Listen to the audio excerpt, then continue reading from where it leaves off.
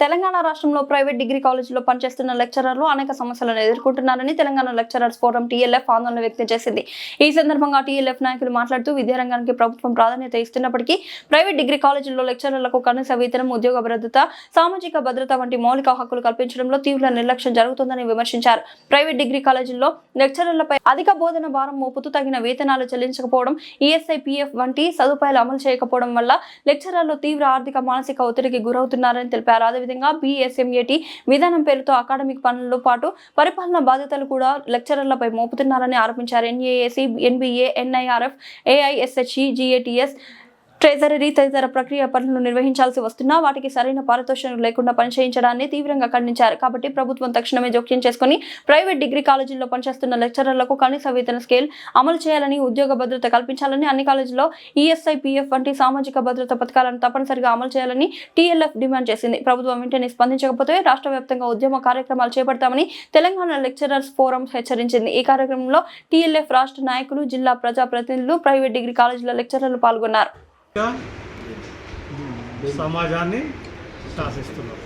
ఇప్పటిదాకా చెప్పినట్టు ఉద్యోగ భద్రత లేదు అని ఇంతకుముందు ఏదైనా మాట్లాడితే ఏమంటారు అంటే నువ్వు బాగా పనిచేస్తలేవు, నీకు జీతం నేను ఇవ్వలేని తీసేస్తున్నానంటూ, లేకుంటే నీ అంత జీతం అడిగినంత ఇవ్వలేని తీసేస్తున్నానంటూ, నీ పనితనం బాగాలేదని తీసేస్తున్నానంటూ. ఇదంతా లేదు. ఇప్పుడు నచ్చకపోతే తెల్లారిన రావాల్సిన అవసరం లేదు. అంతేగా జరుగుతుంది. ఇదంతా జరుగుతుంది. కాకపోతే ఏంటంటే ఎప్పుడు అయినా కూడా మీరు నిజంగా మీ అంత చదువు నేను చదువుకోలేదు, మీ అంత మేధావి అయితే నేను కాదు. టు బి ఫ్రాంక్ చెప్పాలంటే ఒక్కటి నా దగ్గర ఏమున్నదంటే కలుపుకొలుతాను. ఎవరితోటైనా 10 మందిని జమ చేయగలుగుతాను, 100 మంది చేయగలుగుతాను, 1000 మంది చేయగలుగుతాను. నా శక్తి పదాక 25-30 వేల మంది దాకా జమ చేసే శక్తి అయితే ఉన్నది. అట్లా పని చేయగలను. నేను ఇంకొక మాట మాట్లాడితేనంటే మీరు చదువుకున్నారు, మీరు ఉద్యోగాలు చేస్తున్నారు కాబట్టి నేను ఈ మాట చెప్పాల్సి వస్తుంది. నేను డిగ్రీ అయిపోయిన సందర్భంగా TLF రాష్ట్ర కార్యవర్గ సభ్యులను కూడా ఈ సమావేశానికి పిలవడం జరిగింది. 2-3 అంశాలను ప్రభుత్వ దృష్టికి తీసుకుపోయేటువంటి ఉద్దేశంతో ఈరోజు కార్యవర్గ సమావేశం జరుగుతుంది. అట్లీస్ట్ వచ్చే ఈ అకాడమిక్ ఇయర్లో ఈ రాష్ట్ర ప్రభుత్వం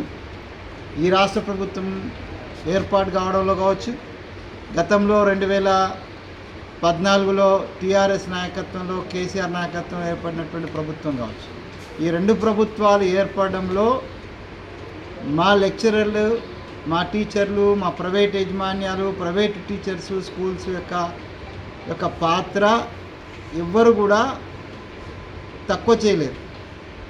భావవ్యాప్తి అంటారు చూసినారా, అదే ముఖ్యం.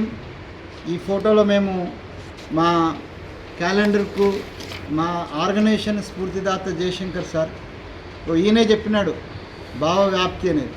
ఆ భావవ్యాప్తిని చాలా బలంగా నేనైతే కాంగ్రెస్ వేదిక మీదకి చేసిన, మా మిత్రులందరూ కూడా కాలేజీలలో చేసినారు, యాజమాన్యాలు ప్రజలలో చేసినారు, వాళ్ళ పేరెంట్స్లో చేసినారు, టీచర్స్లో చేసినారు, అదేవిధంగా స్టూడెంట్స్లో చేసినారు. అందుకే ఇవాళ ఈ ప్రభుత్వం వచ్చింది. రేవంత్ రెడ్డి ఒక్కడి కష్టమో, రాహుల్ గాంధీ ఒక్కడి కష్టంతో వాళ్ళ చేరా చూసో ఇవ్వలేదు.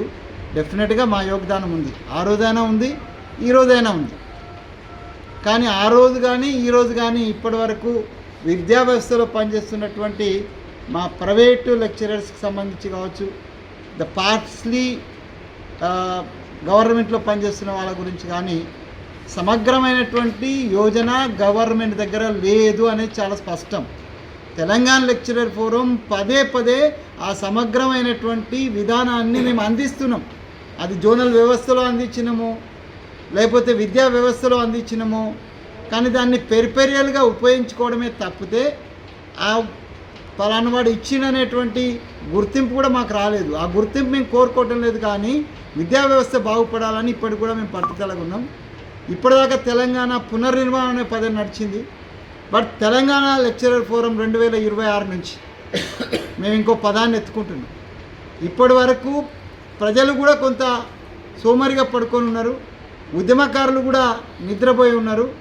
ఈ నిద్రాణంలో ఉన్నటువంటి ఉద్యమకారులని, ప్రజల్ని పునర్చైతన్యం చేయడం కోసం మేము తెలంగాణ లెక్చరర్ ఫోరం ఆధ్వర్యంలో రేపు భవిష్యత్తులో మిగతా ఉద్యమ సంఘాలను కలుపుకొని, ఆ రోజు ఉన్నటువంటి మా శేఖర్ రెడ్డి గారు లాంటి ఒక సహచరులు చాలామంది అలా ఉన్నారు, వాళ్ళందరినీ కలుపుకొని తెలంగాణ ఉద్యమపరంగా అనుకోండి, తెలంగాణ విద్యా వ్యవస్థ అనుకోండి, లేదా తెలంగాణ మొత్తం యొక్క సమాజం యొక్క విషయంలో తెలంగాణ నవనిర్మాణం కోసం మేము కట్టుబడి ఉన్నాం.